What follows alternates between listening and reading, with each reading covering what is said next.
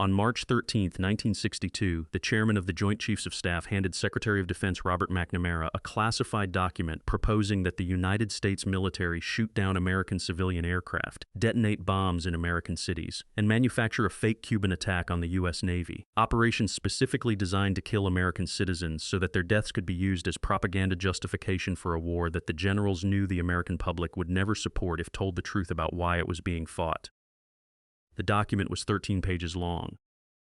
It had been prepared with the care and precision that the American military applied to serious operational planning, organized sections, numbered proposals, specific operational details, cost-benefit language that discussed the killing of American civilians in the same procedural register that military planning documents used to discuss ammunition resupply and logistical coordination. It was not the work of a single rogue officer operating outside the institutional framework. It bore the signature of General Lyman Lemnitzer, a four-star general who had served in North Africa and Italy during the Second World War, who had commanded NATO forces in Europe, and who was in March 1962 the chairman of the Joint Chiefs of Staff, the senior military officer in the United States, the principal military advisor to the President of the United States, the man at the apex of the institutional hierarchy that was constitutionally subordinate to civilian authority.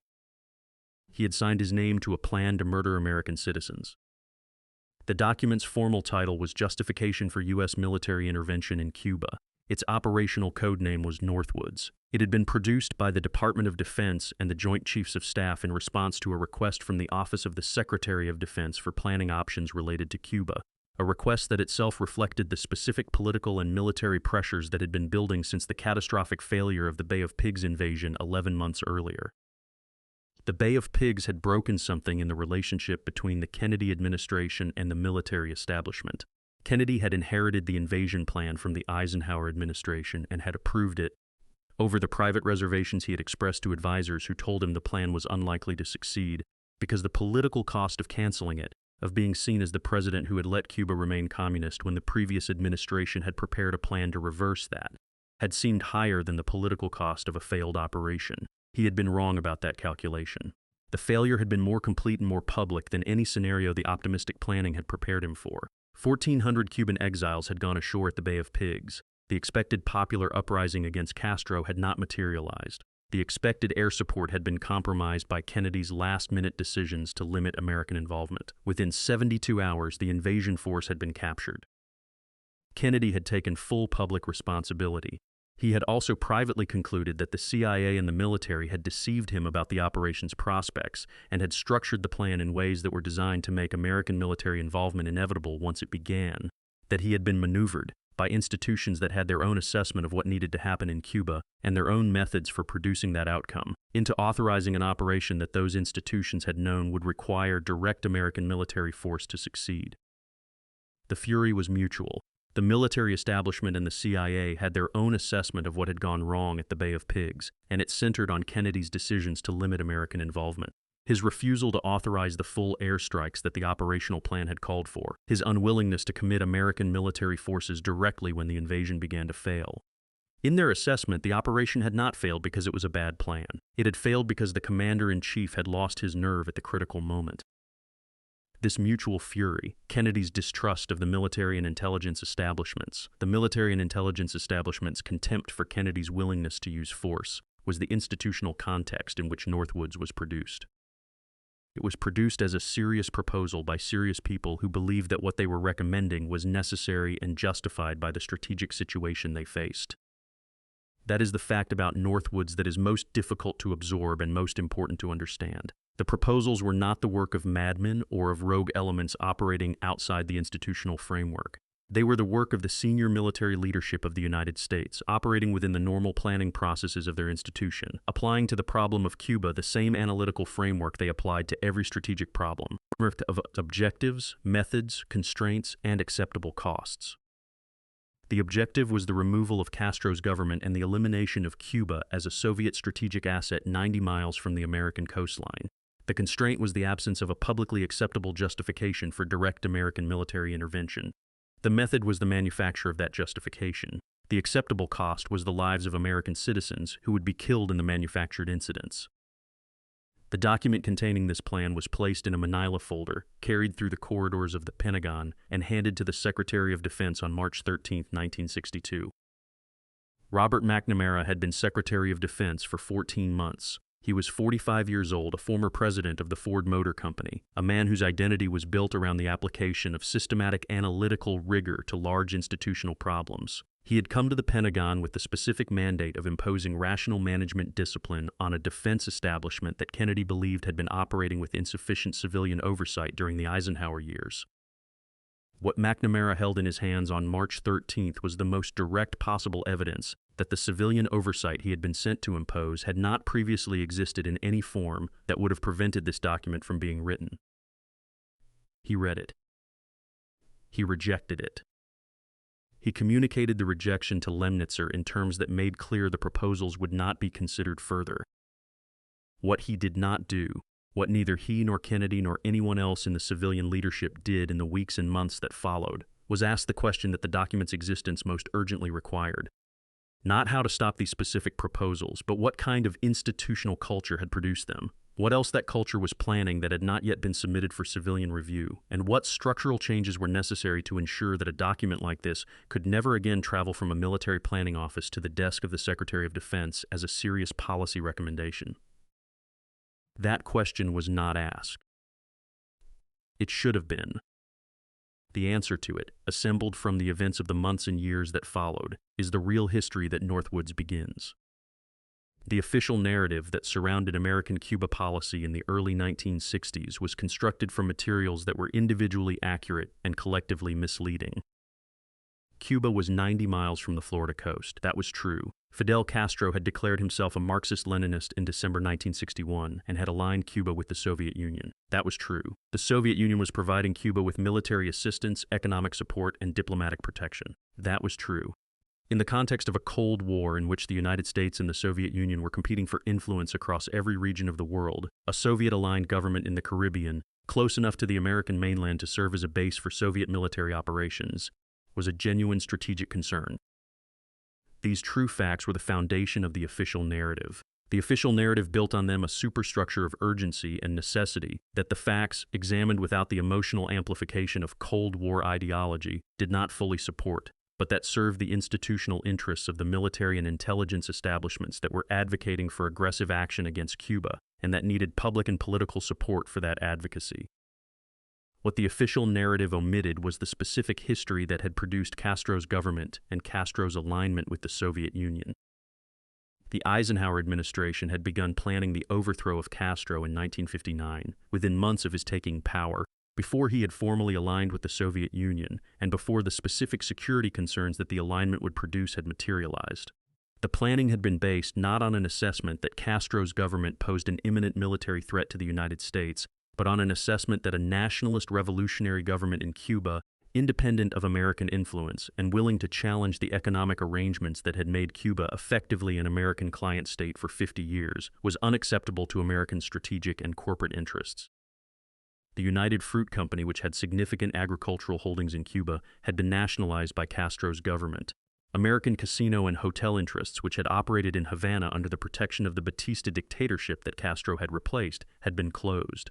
The economic arrangements that had structured the American-Cuban relationship since the Spanish-American War, arrangements that provided American corporations with preferential access to Cuban markets, Cuban land, and Cuban resources in exchange for the political and military support that kept compliant Cuban governments in power, had been disrupted by a government that had decided, with the specific clarity of a revolution that had just spent years in the mountains fighting the previous arrangement, that those arrangements were going to end. The Soviet alignment was not the cause of American hostility to Castro, it was the consequence of it. When the Eisenhower administration imposed economic pressure on Cuba and began planning the invasion that would become the Bay of Pigs, Castro sought the external support that would allow him to survive American pressure. The Soviet Union provided it. The Soviet alignment that American officials presented as the justification for regime change was in significant measure the product of the regime change planning that preceded it. This history was not presented to the American public in 1962 in any form that would have allowed them to assess the official narrative against the actual sequence of events. The official narrative was the product of the same institutional apparatus that produced Northwoods, an apparatus that understood that controlling the information available to the public was as important a component of achieving its objectives as any operational planning. The generals who signed Northwoods were operating within a framework of assumptions about Cuba, about American interests, and about the acceptable methods for defending those interests that had been constructed and maintained by that apparatus over 3 years. The framework told them that Castro had to be removed, that American security required it, that the methods available for removing him legitimately had failed at the Bay of Pigs, and that the remaining methods, the ones that fell outside what the American public would support if told the truth, therefore required the manufacture of a justification that the public would support. The framework was self-sealing. Within it, the logic of Northwoods was coherent. The objective was legitimate. The constraint was political rather than moral. The manufacture of the justification was a technical problem to be solved by the application of military planning expertise. The deaths of American citizens were an acceptable operational cost in service of a legitimate strategic objective. General Lemnitzer had a distinguished military career. He had commanded troops in combat. He had received the Distinguished Service Medal and the Legion of Merit. He had served his country with the specific form of dedication that military service requires. He was not, by any reasonable assessment, a cruel or dishonest man in his personal conduct. He had also signed his name to a plan to shoot down American civilian aircraft and blame Cuba. The distance between these two descriptions of the same person is not a paradox. It is a precise illustration of how institutional frameworks shape the moral reasoning of the people operating within them. Lemnitzer was not thinking, when he signed that document, about the specific American citizens who would die in the specific aircraft that his proposal contemplated shooting down. He was thinking about the strategic objective, the institutional constraint, and the method available to address the constraint. The human beings were a variable in a planning document. The planning document was a product of an institution. The institution had decided what needed to happen. His role was to help make it happen. This is how institutions commit atrocities without requiring any of the individuals within them to think of themselves as doing something wrong. The official narrative of American Cuba policy in 1962 never acknowledged this mechanism. It could not acknowledge it because acknowledging it would have required explaining what had actually produced Castro's government, what had actually driven the Soviet alignment, what had actually been proposed in the documents that the military was submitting to civilian review. The official narrative required a simpler story, a communist threat, a necessary response, serious men doing difficult jobs in service of American security. The 13 pages that Lemnitzer handed McNamara on March 13th were the honest expression of what that story looked like from the inside of the institution telling it. McNamara read all 13 pages. He did not release them to the press. He did not brief Congress. He did not tell the American public that the chairman of the Joint Chiefs had just proposed manufacturing terrorist attacks on American soil to justify a war. He rejected the proposals and filed the document.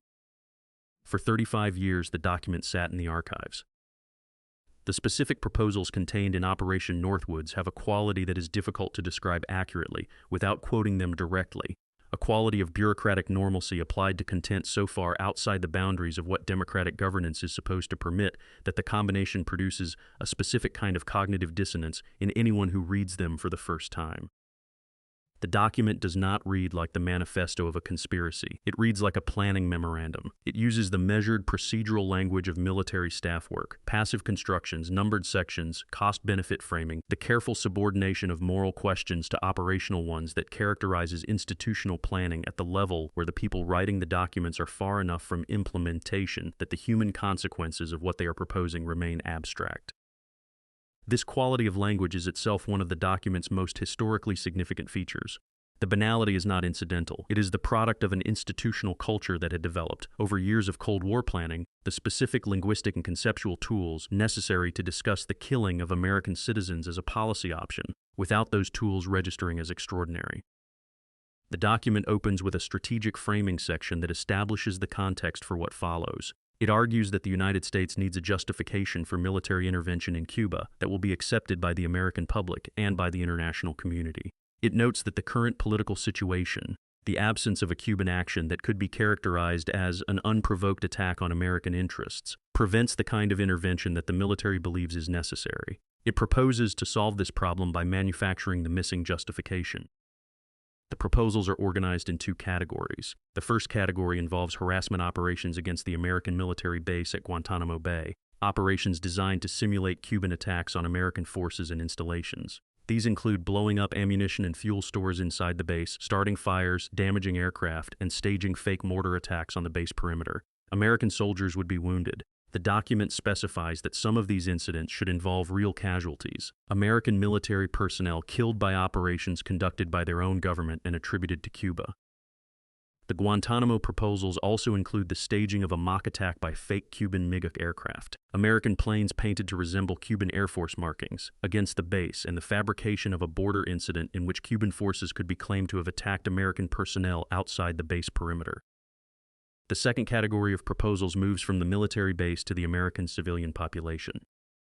The document proposes a campaign of harassment inside the United States itself, bombings in Miami and Washington, D.C., the sinking of boats carrying Cuban refugees, and a series of attacks on Cuban exiles living in Florida that would be attributed to Castro's government. It acknowledges, in the same procedural language it uses throughout, that these operations would kill American civilians. It frames the deaths as an acceptable cost of the operation, and notes that the incidents would need to be calibrated to produce sufficient casualties to be credible as genuine Cuban terrorism, without being so large as to be unmanageable.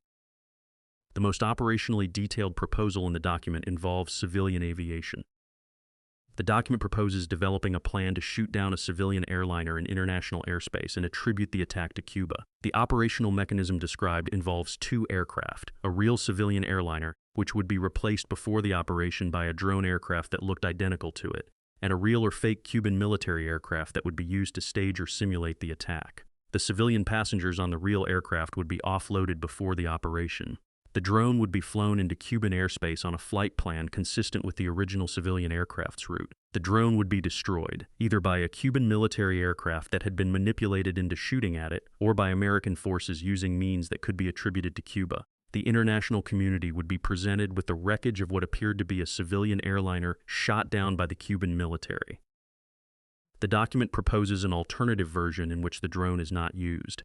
In this version, a real civilian airliner is chartered, filled with what the document describes as passengers who are actually military personnel in civilian clothes traveling under false names, and flown into a situation in which it can be destroyed in a manner that will be attributed to Cuba.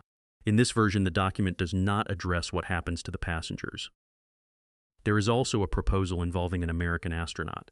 The early 1960s were the period of the Mercury program, the first American human spaceflight program, and the document proposes that if a future Mercury mission results in the loss of an astronaut, the incident should be exploited by fabricating evidence of Cuban sabotage as the cause of the failure, regardless of the actual cause.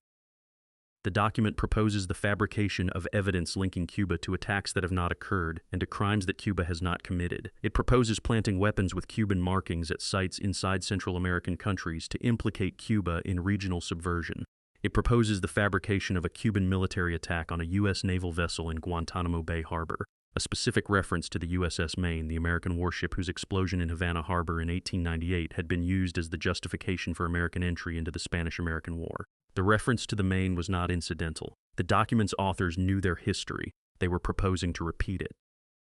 The total number of American deaths that the full implementation of these proposals would have produced is not specified in the document with precision. The document discusses casualties in the context of individual proposals rather than as a cumulative total. A conservative reading of the specific proposals, the Guantanamo incidents, the Miami and Washington bombings, the boat sinkings, the airliner, suggests a minimum of several dozen American deaths and a potential for several hundred, depending on the specific operational parameters of each incident. These are not small numbers. They are not the numbers of a plan that treats American lives as important enough to protect. They are the numbers of a plan that treats American lives as a planning variable, a quantity to be optimized in service of an objective that the planners had decided was more important than the lives themselves. The document was reviewed by the Joint Chiefs before Lemnitzer signed it. This means that the Army Chief of Staff, the Chief of Naval Operations, the Air Force Chief of Staff, and the Commandant of the Marine Corps, the senior uniformed leaders of the American Armed Forces, had read a proposal to shoot down American civilian aircraft, bomb American cities, and kill American citizens, and had decided that it was appropriate to forward it to the Secretary of Defense as a serious policy recommendation. None of them objected. None of them refused to sign. None of them went to the Secretary of Defense independently to express concern about what was being proposed. The document moved through the institutional review process as a normal product of that process, reviewed by the most senior military officers in the United States, and approved for submission. This institutional unanimity is the detail that receives the least attention in most accounts of Northwoods, and that carries the most historical weight. The proposals were extreme. The institutional response was not. That gap is where the real history of Northwoods lies. The document did not arrive on McNamara's desk fully formed. It was the product of a planning process that had been running for months inside the Department of Defense and the Joint Chiefs of Staff, a process that had produced multiple drafts, incorporated feedback from multiple offices, and moved through multiple layers of review before Lemnitzer attached his signature and carried it to the Secretary of Defense. Understanding how that process worked and who participated in it is essential to understanding what Northwoods actually represents as a historical document. The immediate institutional context was a directive issued by the Kennedy administration in November 1961, in the aftermath of the Bay of Pigs failure, establishing Operation Mongoose, a comprehensive covert action program designed to destabilize Castro's government through sabotage, propaganda, economic disruption, and political subversion. Mongoose was run out of the CIA under the direction of Brigadier General Edward Lansdale, an officer with extensive experience in counterinsurgency operations in the Philippines and Vietnam, who had been brought in specifically to apply his unconventional warfare expertise to the Cuba problem. Mongoose was not a modest program. At its peak, it involved approximately 400 CIA officers working full-time on Cuba operations, a budget of approximately $50 million annually, and a network of Cuban exile operatives conduct sabotage missions against Cuban infrastructure, agriculture, and industrial facilities. It was the largest covert action program the CIA had run since its operations in Guatemala in 1954, and it was running simultaneously with the conventional military planning that Lemnitzer's office was producing. The relationship between Mongoose and Northwoods was structural rather than directly operational. Mongoose was the existing program of covert pressure on Cuba. Northwoods was the Joint Chiefs' proposal for how to create the public justification that would allow the covert pressure to be replaced by direct military intervention. The two programs shared the same ultimate objective, the removal of Castro's government, and the same institutional sponsors, the Kennedy administration's Special Group Augmented, which oversaw both programs and which included Robert Kennedy, McGeorge Bundy, and other senior administration officials.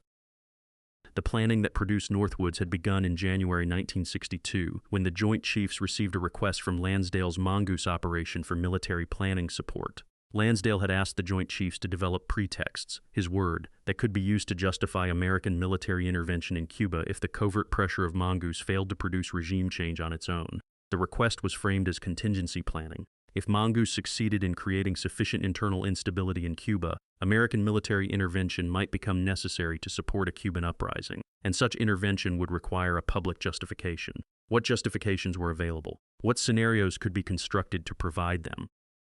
The Joint Chiefs' response to this request was the planning process that produced Northwoods. The specific office within the Joint Chiefs responsible for developing the proposals was the Cuba Project, a dedicated planning cell that had been established after the Bay of Pigs to ensure that military planning for Cuba was coordinated across the service branches. The Cuba Project worked through January and February 1962, developing the proposals that would eventually appear in the Northwoods document. The drafts were reviewed by representatives of each of the service branches, Army, Navy, Air Force, Marines, as well as by the Joint Chiefs Strategic Planning Staff. The review process was the normal institutional process for military planning documents of this classification level. It involved technical review of operational feasibility, coordination with relevant intelligence agencies on the available capabilities for specific proposals, and a final review at the Chief of Staff level before the document was submitted to the Chairman for signature. At no point in this review process did anyone raise a formal objection to the fundamental premise of the document, that the United States military should conduct operations designed to kill American citizens and blame the deaths on a foreign government.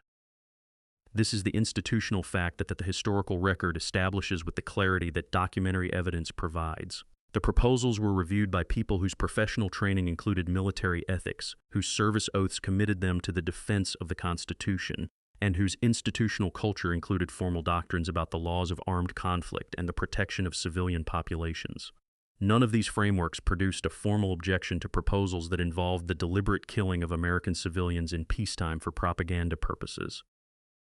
The absence of objection is not adequately explained by institutional pressure alone, by the argument that junior officers reviewing the document were unwilling to challenge a proposal that senior leadership had endorsed.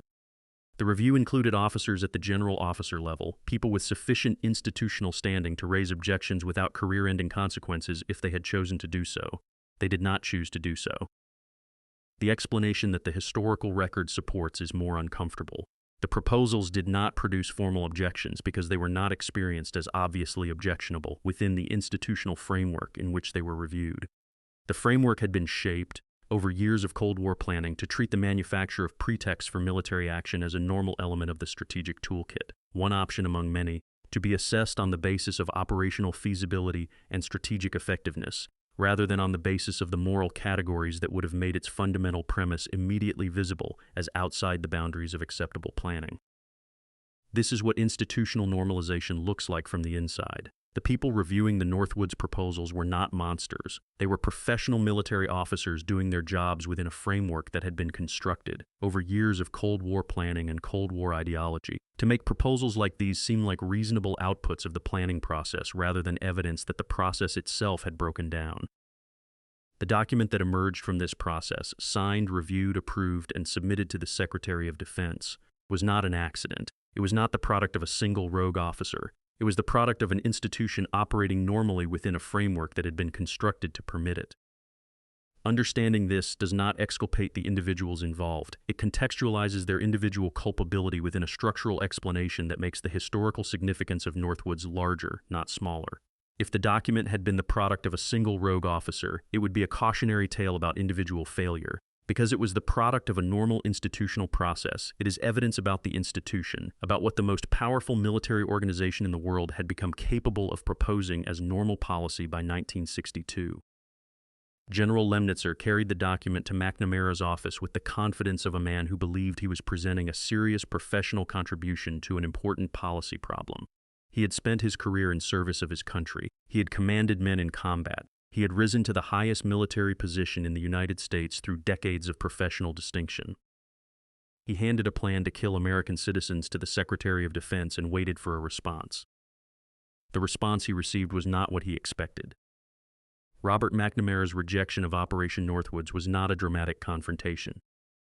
There was no recorded argument. There was no formal hearing. There was no moment of public accountability in which the chairman of the Joint Chiefs was required to explain, before any audience with the authority to judge him, why he had signed his name to a plan to shoot down American civilian aircraft and bomb American cities. The rejection was communicated through the ordinary channels of bureaucratic disapproval, a meeting, a clear statement that the proposals would not be considered further, a return of the document to the filing systems from which it had come.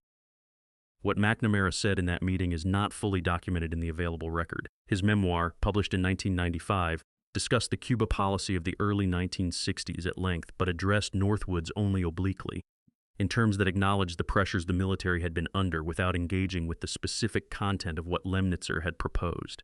McNamara was a man who spent the last decades of his life in a sustained public reckoning with the decisions he had made as Secretary of Defense, primarily around Vietnam, where the costs of those decisions were visible in ways that Cuba's costs were not. And his relative silence about Northwoods in that reckoning is itself a historical data point whose significance is not fully resolvable. What is documented is the outcome. Kennedy was informed of the proposals and their rejection. His response, according to accounts from people who were present for the relevant conversations, was fury, a specific and controlled fury of the kind that Kennedy had developed as a response to the recurring experience of discovering that the military and intelligence establishment under his nominal command had been doing or planning things that he had not authorized and would not have authorized if asked. He had experienced this fury after the Bay of Pigs. He experienced it again after Northwoods. The specific action he took in response to Northwoods was to remove Lemnitzer as chairman of the Joint Chiefs. The removal was executed in the way that civilian military personnel decisions are executed in the American system when the civilian leadership wants to remove a senior officer without the public confrontation that an explicit firing would produce. Lemnitzer's term as chairman was not renewed when it expired in the autumn of 1962. He was reassigned as Supreme Allied Commander Europe, the senior NATO military command, which was technically a lateral move to another position of significant authority, and which therefore did not appear in the public record as a demotion or a punishment. The reassignment accomplished several things simultaneously. It removed Lemnitzer from the chairman's position without creating the public spectacle of an explicit firing. It maintained the fiction of normal civil-military relations at a moment when those relations were, in private, severely strained, and it kept Lemnitzer within the institutional framework of senior military command, in a position where his institutional knowledge and his existing relationships with European military and political figures were operationally useful, rather than outside the institution where he might have felt less constrained about discussing the reasons for his departure. Lemnitzer was replaced as chairman by General Maxwell Taylor, a retired officer who had served as Kennedy's military representative since after the Bay of Pigs, and who was considered more aligned with the administration's approach to military affairs. Taylor was not a dove. He would later advocate strongly for escalation in Vietnam, but he was a man whose institutional loyalties ran toward the civilian leadership in ways that Lemnitzer's had not, and his appointment as chairman was a deliberate choice by Kennedy to install at the apex of the military hierarchy someone whose planning products would not include proposals to kill American citizens. The specific question of what Kennedy told Taylor about why he was being appointed, whether Taylor was briefed on the content of the Northwoods document and understood his appointment as a corrective to what it represented, is not resolved by the available record. Taylor's own memoir and the available oral histories do not address this question directly. What is clear is that the institutional culture of the Joint Chiefs did not produce another document like Northwoods during Taylor's tenure as chairman, which is consistent with either the explanation that Taylor's appointment changed the institutional culture or the explanation that the changed political environment after the Cuban Missile Crisis made such proposals less operationally relevant. The Cuban Missile Crisis occurred in October 1962, 7 months after Northwoods was rejected. The crisis was, in its essential structure, the scenario that the Northwoods proposals had been designed to manufacture, a direct military confrontation between the United States and the Soviet Union over Cuba, with the fate of the Cuban government at stake. But it arrived as a genuine crisis rather than a manufactured one, produced by the Soviet decision to deploy nuclear missiles in Cuba rather than by any American false flag operation, and it was resolved in a way that the Joint Chiefs who had signed Northwoods found deeply unsatisfying. Kennedy chose negotiation. He accepted a Soviet offer to withdraw the missiles from Cuba in exchange for an American pledge not to invade Cuba, and a private American commitment to remove American Jupiter missiles from Turkey. The resolution preserved Castro's government. It removed the imminent military threat. It avoided nuclear war. The military establishment's assessment of this outcome was not Kennedy's assessment. The generals who had signed Northwoods had been prepared for a military confrontation that would end Castro's government. They had planning documents ready. They had forces positioned. They had been advocating for military action against Cuba for 2 years. Kennedy had chosen, at the moment when military action might have been most publicly justifiable, to negotiate instead. The fury that this produced within the military establishment was not publicly expressed. It was institutionally contained, but it was real, and it was documented in private communications and oral histories that became available in subsequent decades. Accounts that described the senior military leadership of the United States as men who believed their commander-in-chief had failed his country at the critical moment, not once but twice, and whose contempt for his judgment had, by the end of 1962, reached a level that the constitutional framework of civilian control was straining to contain. Kennedy was aware of this contempt. He expressed his own assessment of the military establishment in private conversations that were recorded and that became part of the historical record. He described the generals as men who had developed, through the specific experience of the Second World War and the early Cold War, an institutional culture that treated military force as the first resort rather than the last, men whose professional formation had produced a framework in which the solution to every strategic problem was a military solution, and in which the constraints imposed by democratic governance were obstacles to be managed rather than principles to be honored. He was, by the evidence of the Northwoods document, correct about this assessment. What he did not fully solve in the months between the Northwoods rejection and November 1963 was the structural problem that the assessment identified. He removed Lemnitzer. He appointed Taylor. He managed the Cuban Missile Crisis through negotiation rather than military action. He began, in the final months of 1963, to develop the framework for a withdrawal from Vietnam that would represent a broader challenge to the military establishment's institutional framework. He did not restructure the Joint Chiefs. He did not reform the planning process that had produced Northwoods. He did not create the institutional mechanisms that would have ensured a document like Northwoods could not again travel through the normal review process to the Secretary of Defense's desk as a serious policy recommendation. On November 22, 1963, Kennedy was assassinated in Dallas. The Warren Commission concluded that Lee Harvey Oswald had acted alone. That conclusion has been disputed by a significant portion of the American public and by a number of historians and investigators in the decades since. The specific question of whether the institutional forces that Kennedy had been challenging, the military establishment, the CIA, the Cuban exile networks, had any role in his assassination is a question whose documentary evidence is insufficient to support a definitive conclusion in either direction. What is not a question is the institutional consequence of his death. Lyndon Johnson, who became president on November 22nd, did not share Kennedy's fundamental distrust of the military establishment. He was more receptive to the general's assessments, more willing to defer to their judgment on questions of force, and less attentive to the specific ways in which those judgments were shaped by institutional interests that were not identical to the national interest. The first major decision that defined this difference was made in the Gulf of Tonkin, 18 months after Kennedy died. Operation Mongoose was running at full capacity in the spring and summer of 1962, during the same months that the Northwoods document was being rejected and filed. This parallel is important to the complete picture of what the American government was doing regarding Cuba in 1962, because the official rejection of Northwoods has sometimes been presented as evidence that the system worked, that civilian oversight functioned as it was supposed to function, that the extreme proposals were stopped, and that the Cuba policy that actually existed was therefore within acceptable boundaries. This presentation requires ignoring what was happening in the programs that were not rejected. Mongoose was authorized, it was funded, it was staffed, and it was doing through the mechanisms of covert action rather than overt military planning, things that were in some respects as consequential as what Northwoods had proposed, and in some respects more so.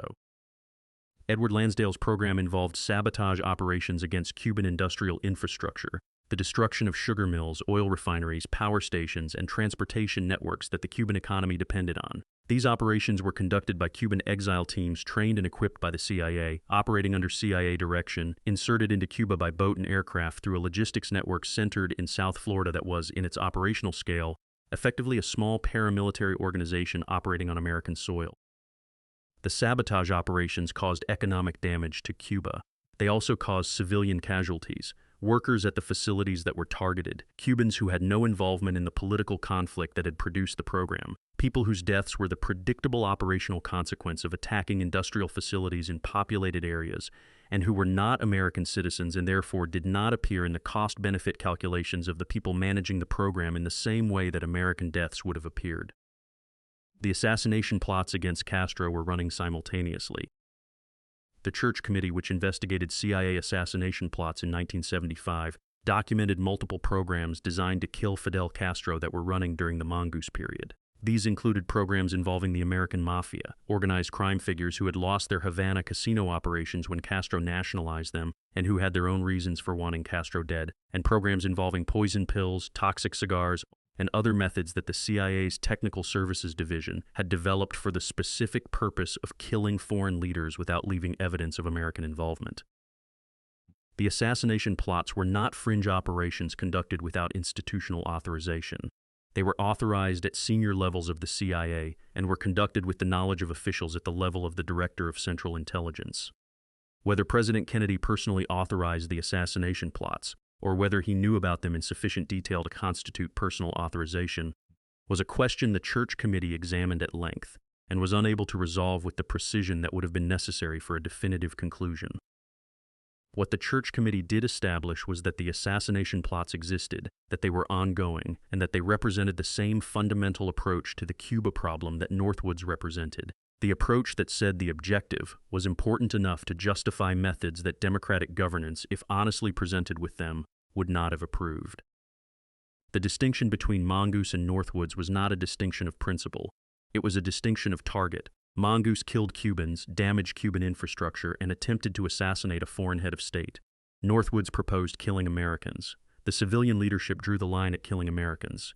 It did not draw the line at killing Cubans or at attempting to assassinate foreign leaders.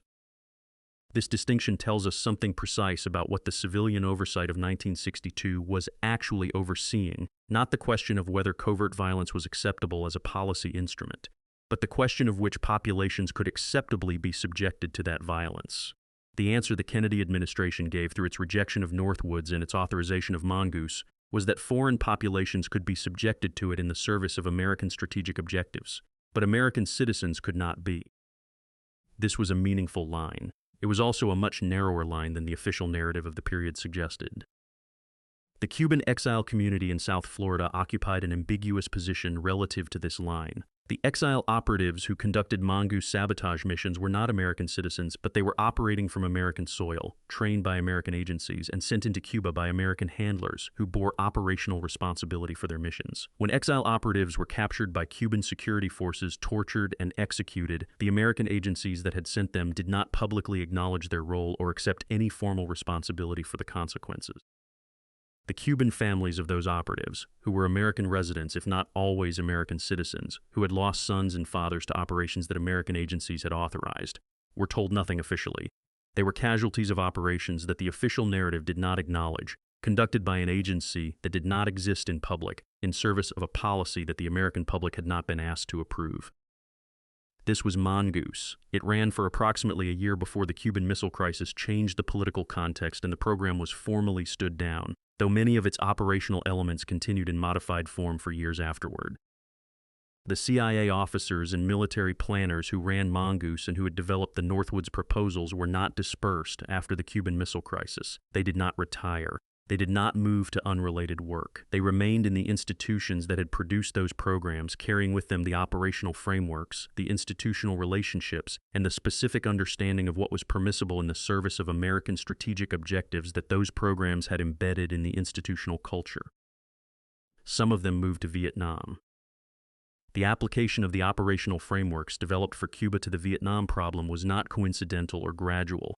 It was institutional, the same officers, the same operational doctrines, the same fundamental approach, the manufacture of justifications for military action, the use of covert violence to create conditions that would support overt military intervention, the management of public information to prevent democratic accountability from constraining military options, transferred directly from the Caribbean to Southeast Asia. Lansdale himself went to Vietnam. CIA officers who had worked Mongoose were assigned to Vietnam operations. The psychological warfare techniques, the sabotage methodologies, the covert insertion of paramilitary teams. These moved from the Cuba context to the Vietnam context with the efficiency of an institutional transfer rather than the friction of a new beginning. And the fundamental operational need that Northwoods had been designed to address, the need for a public justification for military action that the public had not been presented with the full facts necessary to evaluate. That need also transferred. It was addressed in Vietnam in August 1964, in the Gulf of Tonkin, by the same institutional culture that had produced Northwoods, with consequences that made the Cuba operations, for all their moral weight, look like a rehearsal. On the evening of August 4, 1964, President Lyndon Johnson addressed the American nation from the White House.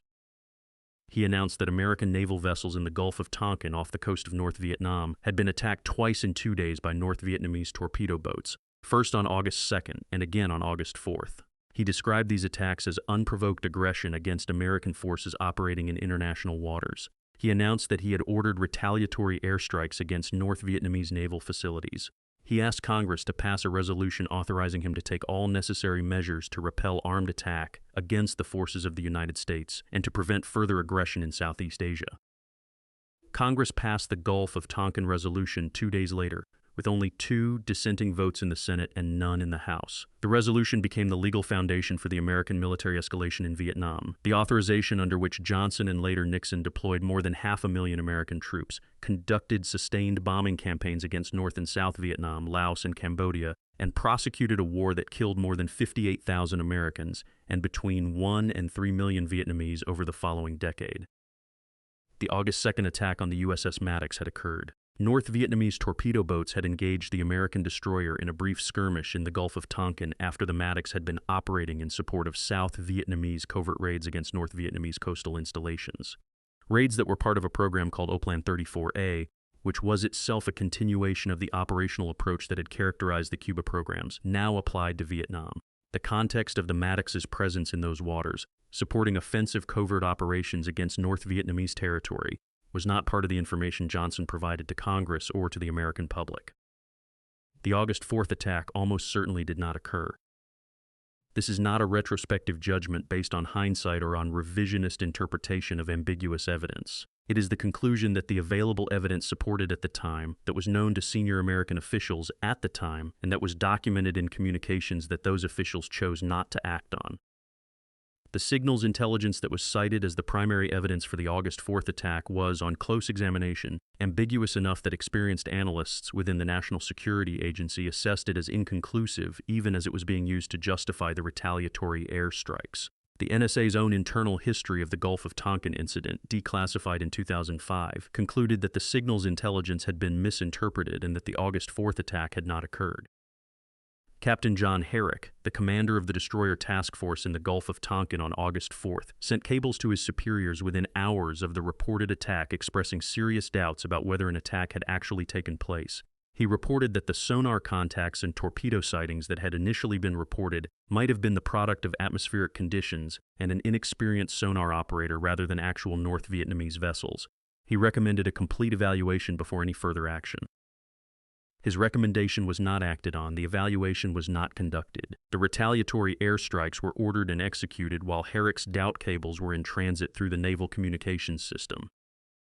Secretary of Defense McNamara, who had rejected Northwoods 2 years earlier on the grounds that its proposals were unacceptable, was the official most directly responsible for the decision to proceed with the retaliatory strikes on August 4th without waiting for the evaluation that Herrick had recommended. He presented the evidence for the attack to Congress with a certainty that the classified communications he was receiving did not support. He knew, or should have known, that the evidence was ambiguous. He proceeded anyway.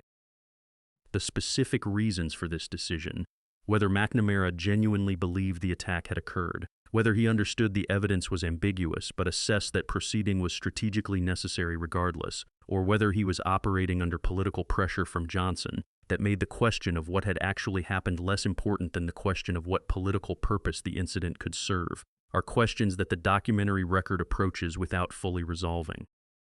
What the documentary record does resolve is the structural parallel with Northwoods that the Gulf of Tonkin incident presents with the precision of a case study. Northwoods had proposed manufacturing an incident that would justify military escalation against Cuba. The proposal had been rejected because Kennedy was unwilling to authorize the killing of American citizens as a pretext for war. The Gulf of Tonkin resolution was passed on the basis of an incident that had not occurred, or more precisely, on the basis of a real incident whose significance was deliberately overstated and a fabricated second incident whose fabrication was known to the officials who presented it to Congress as fact. The structural mechanism was identical, the target was different, the institutional culture that had produced both was the same.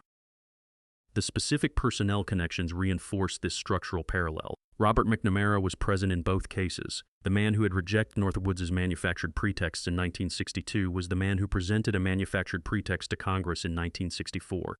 The institutional apparatus that had produced Mongoose, that had developed the O-Plan 34A covert operations that preceded the Maddox's presence in the Gulf of Tonkin, that had transferred its operational frameworks from Cuba to Vietnam in the years between. This apparatus was the connective tissue between the two events.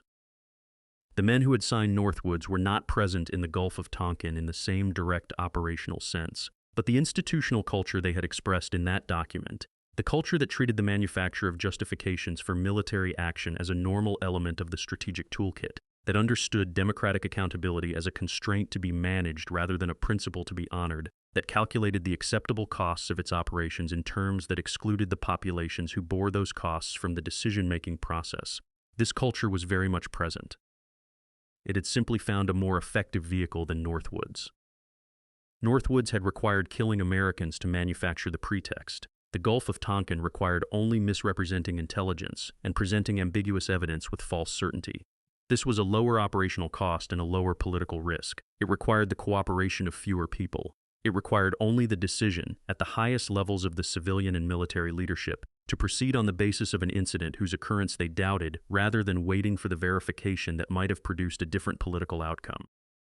The 58,000 Americans who died in Vietnam and the millions of Vietnamese who died in the same war died in a conflict whose legal foundation was a congressional resolution passed on the basis of an event that had not occurred, presented to Congress by officials who knew or should have known that the evidence for it was insufficient.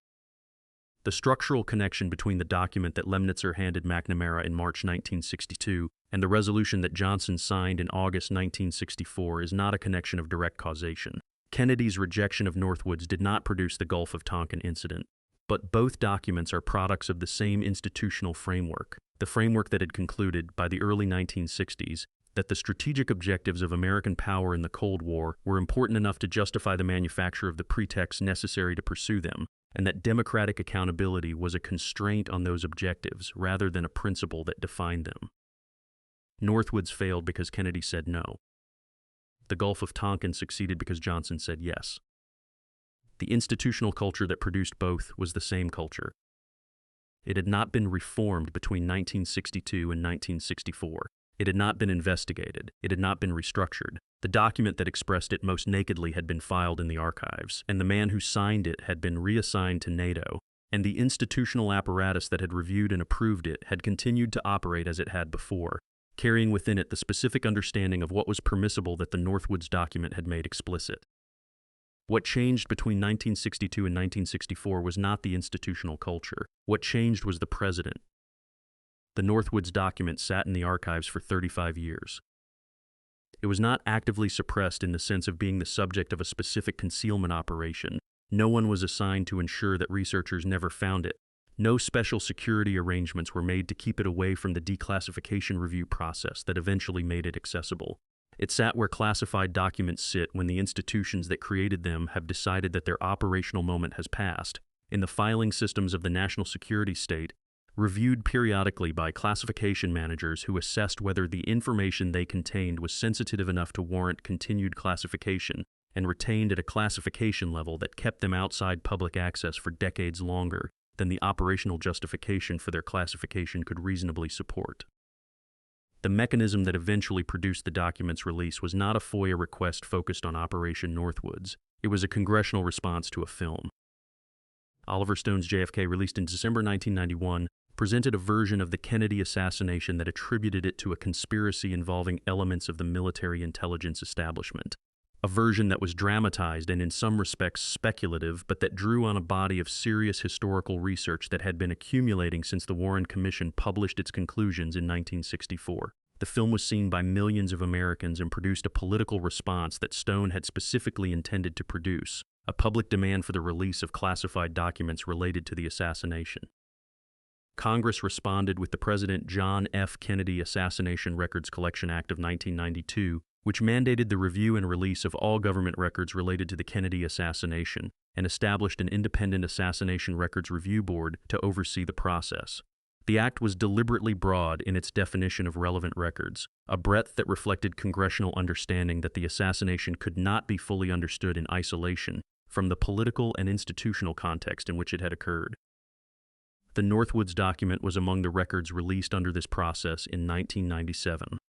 It was released not because anyone in the national security establishment had decided that transparency required it, but because the legislative mandate for release was broad enough to capture it, and the classification review process, confronted with a 35-year-old planning document that had been rejected and never implemented, could not construct a credible ongoing security justification for continued classification. The release was noted by researchers and journalists working the Kennedy assassination archives. It did not immediately produce significant mainstream media coverage. The document was technically public from 1997, but public availability is not the same as public knowledge, and the infrastructure of public attention, the mainstream media coverage, the political response, the institutional acknowledgement that would have been necessary to make the document's existence part of the general public's understanding of American history did not materialize in 1997. What produced broader public awareness was a book published in 2001 by investigative journalist James Bamford. Bamford had built his career on reporting about the National Security Agency and had developed extensive contacts within the American intelligence community. His book, Body of Secrets, which was primarily about the NSA, devoted substantial attention to Operation Northwoods, describing its proposals in specific detail, placing them in the operational context of the Cuba programs of the early 1960s, and drawing the structural connections to the Gulf of Tonkin that the institutional history supported. The book received significant media coverage. The Northwoods proposals, shooting down civilian aircraft bombing American cities, killing American citizens to manufacture a pretext for war, were reported in mainstream American newspapers and discussed on television. The ABC News program Nightline ran a segment on the document.